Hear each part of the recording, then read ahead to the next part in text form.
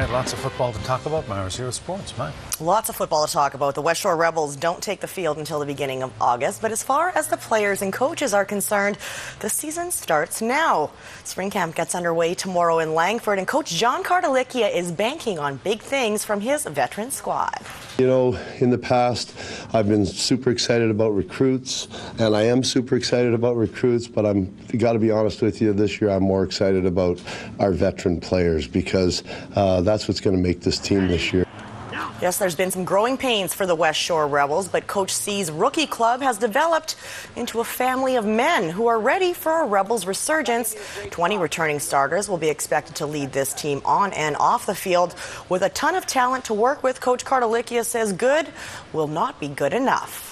No excuses. It's all on us. You know, we have enough talent to go out there and compete with anybody, and it's just a matter of putting it together on the field and going and playing your best football every week. I haven't felt this comfortable about a team in a while. We'll see tomorrow, but I think we got the key guys. Everyone else is losing players, and we're just gaining more. Yes, we better make the playoffs. That's the goal. The goal is to go past the playoffs and win everything. Take it all. Morris and these teammates won't be participating in Sunday's scrimmage. They're off to the mainland to attend the BC Lions' inaugural Junior Day. The defending Grey Cup champs have invited 24 of the top prospects in the BCFC for an evaluation camp. The players will have one-on-one time with Leo's coaching staff while they go through the same testing procedures that are done in the CFL and the NFL. Sunday is strictly for the juniors. Monday, they'll share the field with the CIS varsity boys. It's going to be pretty neat to see how they stack up with the CIS guys getting eligible for the draft. You know, never get a second chance at a first impression, and they need to make a good first impression. And, you know, these guys have worked really hard for this, and I have all the confidence in the world that they'll make it there.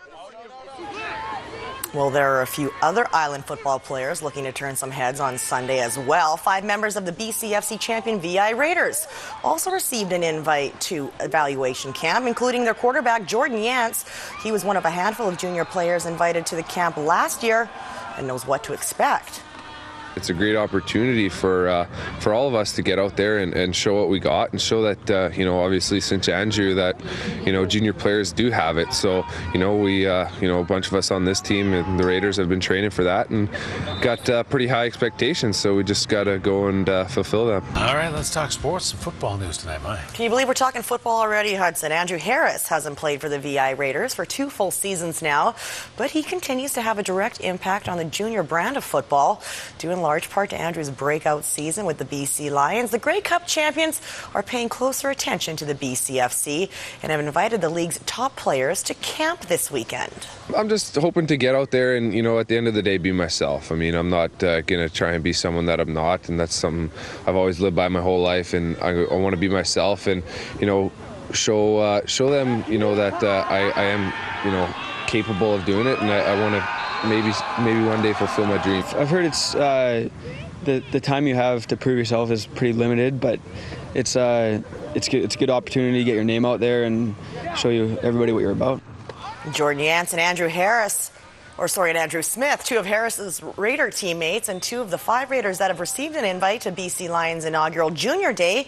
24 of the top prospects in the BCFC are heading up to Vancouver for an evaluation camp. The players will have one-on-one time with Leo's coaching staff while they go through the same testing procedures that are done in the CFL and the NFL. Sunday is for the juniors only. Monday, they'll share the field with the university boys. It's going to be bigger, stronger, faster, and the intensity is going to be crazy, and it'll be really good. To go out there and prove that, you know, maybe some Canadian quarterbacks do have it, and, you know, if not, well, then I can say I actually tried and stuff like that. So that's something that I'm going to try and do. It's pretty neat the BC Lions are putting this much time and effort into really scouting junior football and creating a future.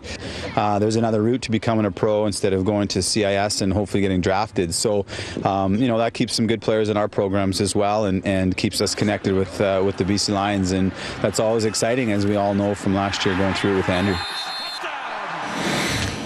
We're good, boys. Comox Valley kid Ryan MacKinnon's CIS basketball career may be over, but you can't say the kid's not keeping busy. He and his 3 brothers are setting off on a cross-Canada cycling trip to raise money for Parkinson's research. Their grandpa, or Baja as they called him, passed away from Parkinson's, and it was Baja's dream to bike from Victoria to Halifax. Well, the brothers MacKinnon have taken up the cause on Baja's bikes, nonetheless. I have 2 bikes that used to be my grandfather's, and they're not the new trendy whips that you see going around Cook Street Village now. So I think I'm going to be at the front because I'm the youngest, blocking the wind for most of the guys, and they'll be drafting off me. But it's going to be a tough trip. I know when he had Parkinson's, he was so positive with life, and no matter what, he always showed up to our basketball games in a wheelchair, and no matter what, he was cheering. And he had Parkinson's, but he looked at the bright side of it. He'd laugh at things that happened to him, but he'd always look up, and I think he'd be really proud. Yeah. The full story tonight with Jordan at 11, so tune in for that. All right, Maya, thank you. You're welcome.